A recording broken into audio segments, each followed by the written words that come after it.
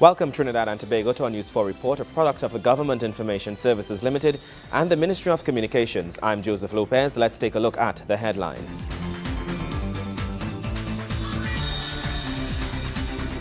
An interfaith service is held for fallen officers by the National Security Officers Foundation. The government is set to conduct a survey of living conditions between May and June 2014 to assess citizens' living standards. And the Ministry of Housing and Urban Development stand ready to assist residents affected by the 2013 Labre oil spill.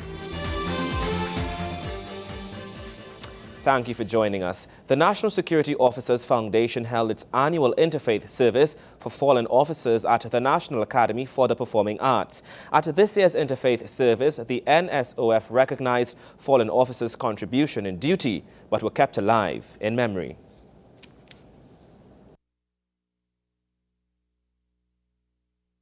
The role and responsibility of a national security officer in today's society is often overlooked. An officer's life is put on the line as he protects and serves his fellow countrymen with honor and distinction. What distinguishes you from the rest is that at the end of the day, you get up and go right back at it. You continue to perform. You continue to serve despite the odds. This is what makes you all Trinidad and Tobago's finest men and women, an accolade for which you should stand tall and be proud. I salute each and every one of you.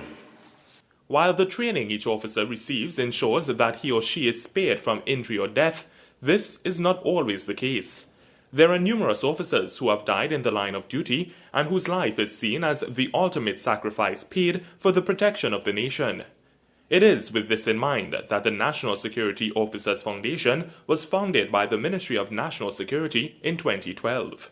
A national security officer is defined as one who is either a member of the Trinidad and Tobago Defence Force, a police officer, a cadet officer, customs and exercise officer, firefighter, immigration officer, prison officer, employee of the Strategic Services Agency, or national security associate. Although there is distinction among the different uniforms of the various national security agencies, one thing is certain.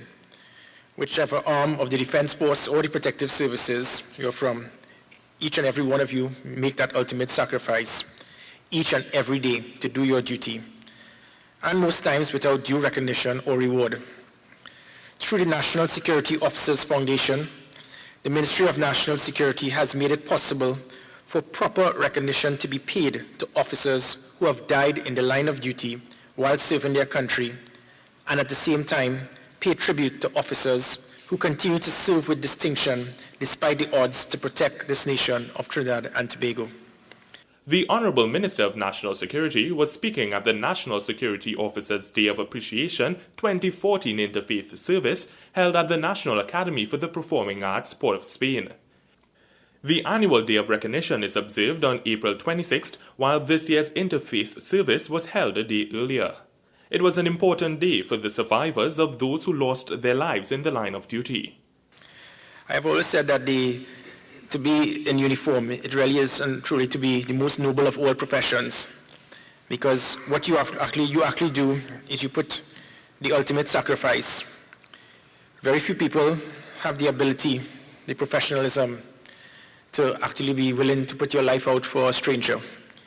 It is the ultimate task and ultimate reward, because what you're actually doing is you are providing the citizens of Trinidad and Tobago with their fundamental right.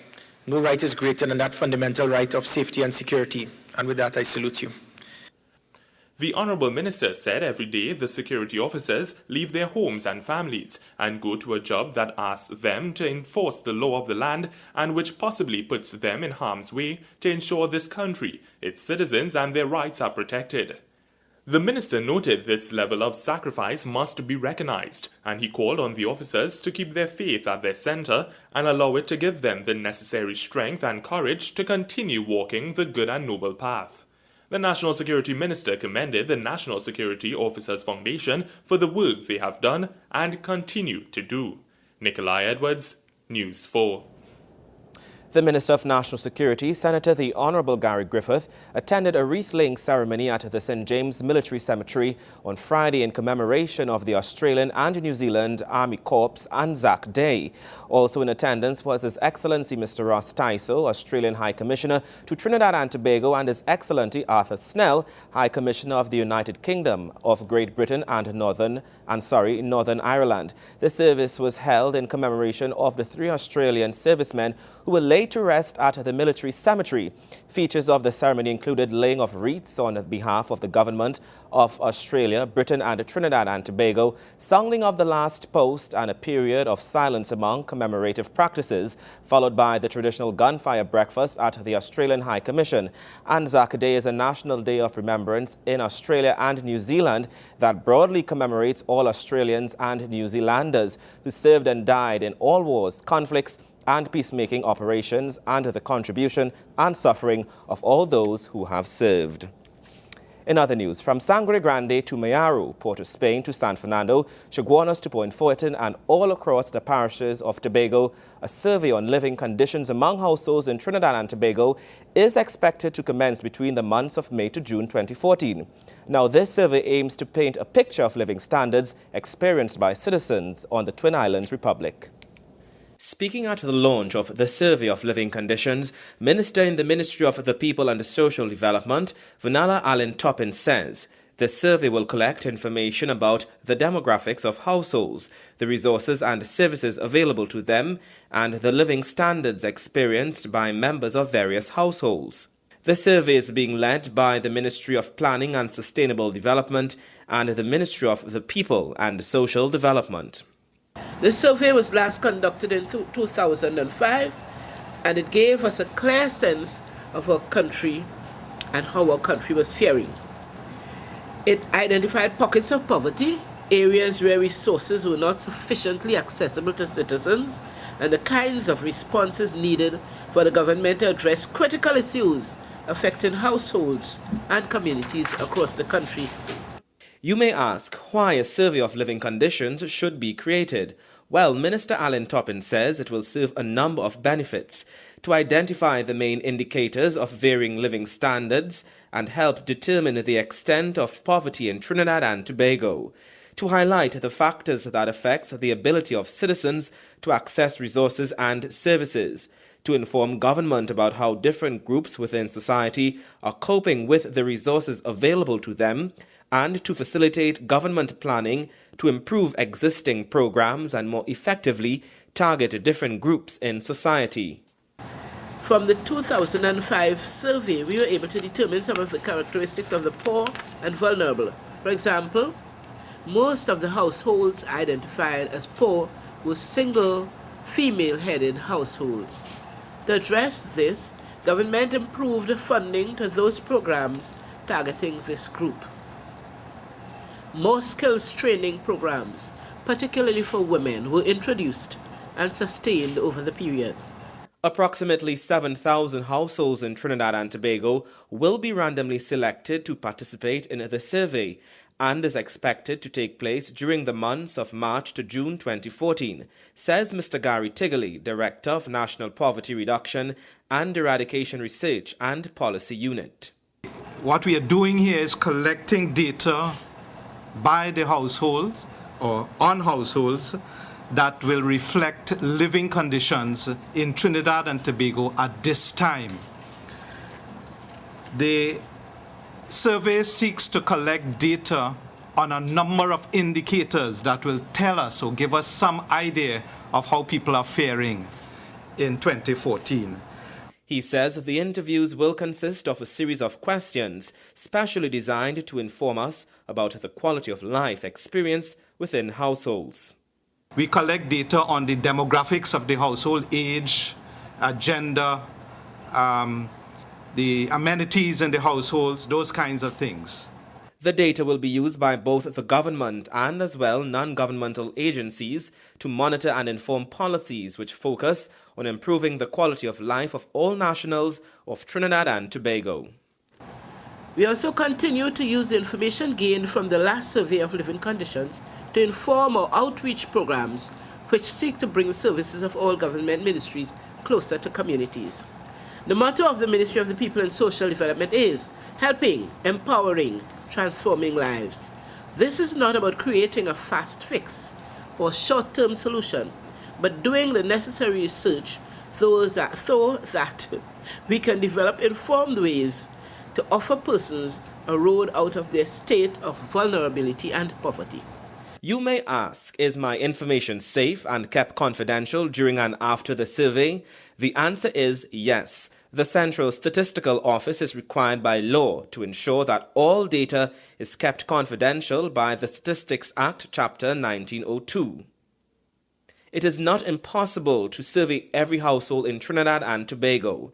Therefore, households will be randomly selected using a detailed and nameless sampling approach. This will allow for the capture of data that is representative of similar households in your community. Your participation is very important in ensuring that all groups in your community are properly represented. We'll take a break. When we return, more news. Stay with us.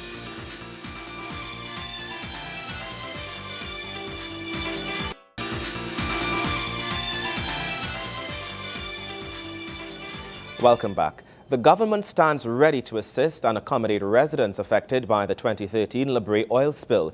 Well, this according to Dr. the Honorable Rudal Munilal, Minister of Housing and Urban Development. Mr. Munilal says or made the statement in response to question number 93 on the order paper in the lower house, which specifically asked that the minister state the reason for the delay in relocating the affected oil spill victims. The member for Labre, Mr. Speaker, having checked the records at the Housing Development Corporation, I'm instructed, Mr. Speaker, that the member for Labre has not written to the HDC or has made no request to the Housing Development Corporation for the relocation of citizens in the Labre area to any of those housing development sites. That's my instruction. I'm instructed that there is no record of a request made by the member for Labre. Minister Munilal explained that the housing units listed have either not been fully outfitted with all its needed amenities or have been allocated to families. He urged a member of Labre to consider this factor when he applies for accommodation for his constituents.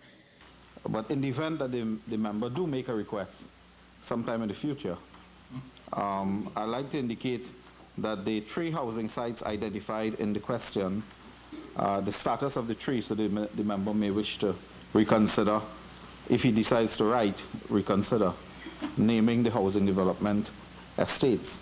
Mr. Speaker, in terms of the La Fortune housing estate, to indicate for the record, this estate started, start date of April 2006, Mr. Speaker, 2006.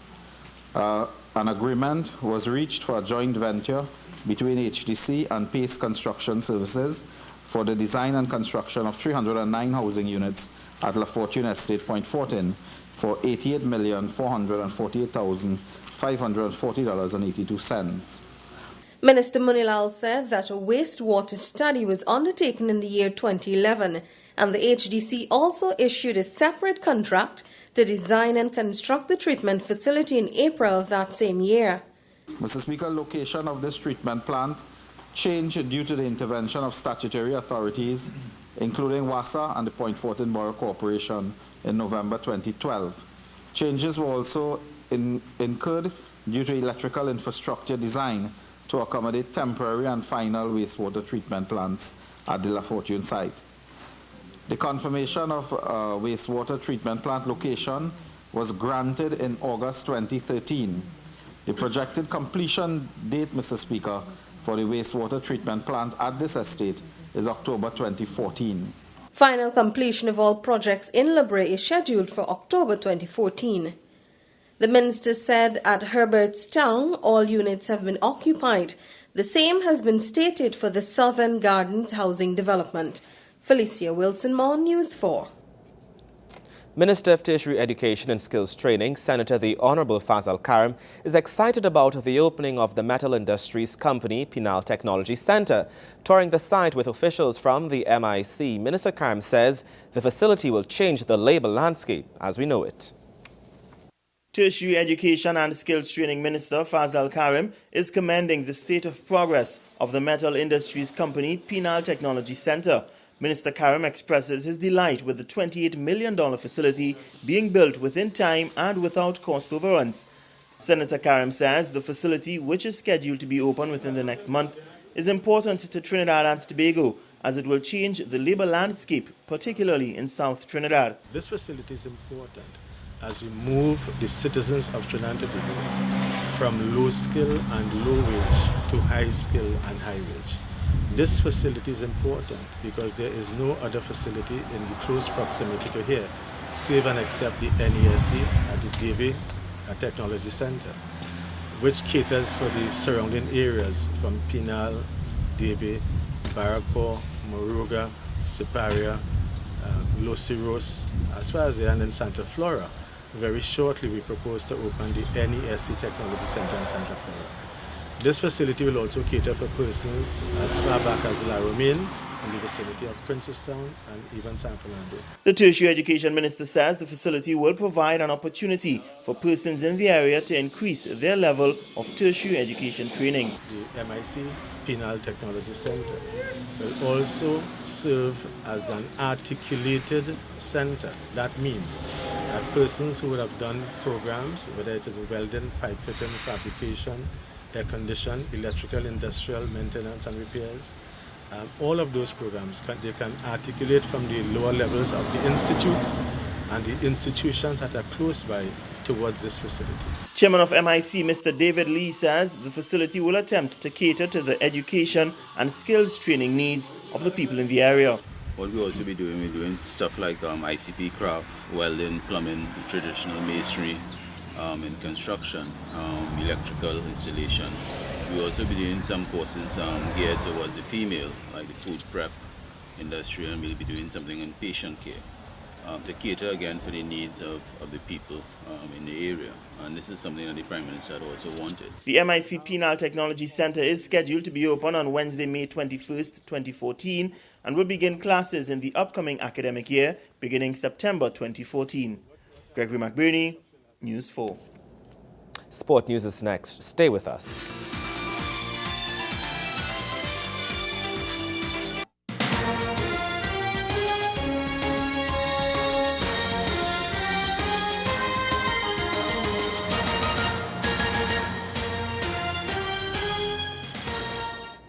Welcome back. The Futsal Association of Trinidad and Tobago was officially launched on Thursday at the offices of the Trinidad and Tobago Football Association.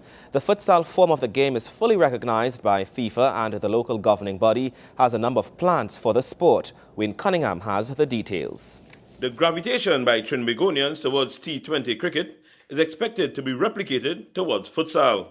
The FIFA-approved indoor version of the game is rapidly growing in TNT, and it now has an official body to conduct the affairs of this fast-paced, exciting version of the beautiful game.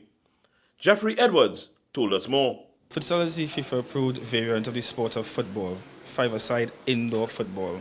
The rules and regulations are different, as well as the type of ball that is used is different. So as I said before, it's just a variant of the sport of football that is recognized by FIFA. One of the variants, with the other one being beach soccer. We have been given the duty and responsibility to be able to push this variant in our beautiful country. And it is very important to understand our role as in terms of development and the structure of the sport of futsal in Trinidad and Tobago, which includes the launch, integration, establishment of membership clubs and member associations, the communication and standardization of the laws of the game of futsal, the provision of required infrastructure and equipment, the provision of technical and general assistance with arranging futsal competitions, tournaments, and games in TNT under the control of or authorized by the company, and the organization, promotion, and effective management of courses, seminars, and conversations related to the sport of futsal. The new association is making a call for national players. Our main primary goal at this moment is the selection of players to train for the men's national futsal team for the 2016 World Cup in Colombia. With that being said, the month of May has been dedicated to futsal, whereby we'll be having national selection games throughout all indoor facilities of Trinidad and Tobago, from the southeast or southwest in Point Fortin to the Miaro, to the Eastern Regional in Tagarigua, to the Woodbrook Youth Facility. And we encourage all players who would like to be a part of this venture to email us at futsaltt@gmail.com or call our secretary at 765-4439. According to the futsal president, it's not just about football. We are embracing everybody, every person, every creed and race in our association, because we want to be able to use this variant of the sport to be able to change the nation. Just as our logo says, it is changing the nation 5 players at a time, and that's very important. So we see this sport of futsal as an opportunity to assist in the development, or the continuous development of our nation, that all sporting activities would like to achieve. Trinidad and Tobago captured the Caribbean title in 2008, and the Futsal Association plans to build on those achievements going forward. Wayne Cunningham, News 4 Sports. More news after the break. Stay with us.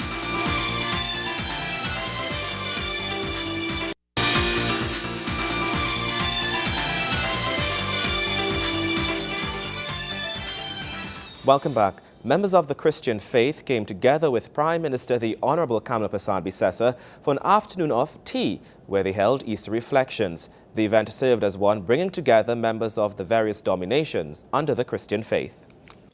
In celebrating the resurrected life of Jesus Christ, members of the Christian faith gathered for an afternoon of tea with Prime Minister Kamla Persad-Bissessor.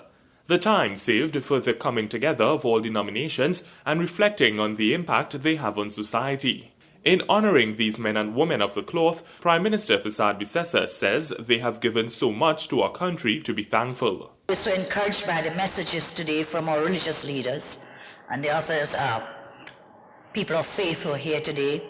Those messages were messages to give us greater strength and inspiration to do the work that we have to do. But I think we should pause for one moment to thank the clergy, to thank all those of you who are in service to the people of Trinidad and Tobago through religion and spirituality. We deserve to thank you and acknowledge you. While the celebration is one of many on the calendar, the Office of the Prime Minister has added as a way of acknowledging local festivals and religious events. For Mrs. Persad-Bissessor, this is a trend she says her administration has adopted as one way of getting closer to the religious bodies and working together to improve society. The Prime Minister also took the time to recognize their contribution to the state of education in Trinidad and Tobago. Over the years, through evolution and revolutions, this changed. And now today what we have is the state, is a secular state, as separate from religion. But in Trinidad and Tobago, unlike many other countries, whilst that is the state of play or the status quo, what has happened is that the state has over time partnered with the religious organizations, and especially so in education. How can we ever thank all the faiths who came together in different ways to put all those schools that we have today? Members of the faith offered their reflections on the celebration and the significance of coming together. We have in our hands everything to make us the best in the world. All we have to do is listen to the prophets and take from them those universal values which we find in every religion: truth, honesty, love, care for the poor, compassion. And if we live these, we will be truly the greatest in the world. When we look at Christ and that thing about crucifixion and resurrection, we recognize something.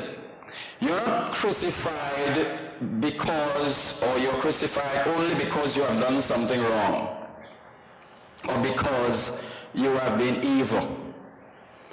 You could be crucified for doing good as well.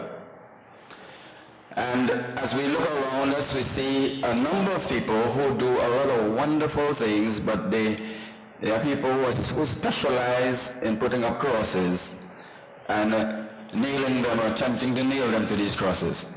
Sometimes when I see these crucifixion acts on the newspaper, or hear them on television or other forms of the news media, otherwise, I look firstly to see whether this person is being crucified because he or she is a good person like Christ, or he or she is being crucified like one of the two thieves. As we gather all here today to celebrate the resurrection, let's pray for faith, not fear, and let's pray that we will use all these bricks that are before us, each one of us, to build the temple of God, because Jesus is alive and he gives us the message, go and tell people, let not your hearts be troubled, peace be with you. Nikolai Edwards, News 4. And that's how we wrap up this edition of our News 4 Report, a product of the Government Information Services Limited and the Ministry of Communications. Remember, you can view a repeat of our newscast weekdays at 6 a.m. and feel free to visit our Facebook page at www.facebook.com/OurTV4. I'm Joseph Lopez. Thank you for watching.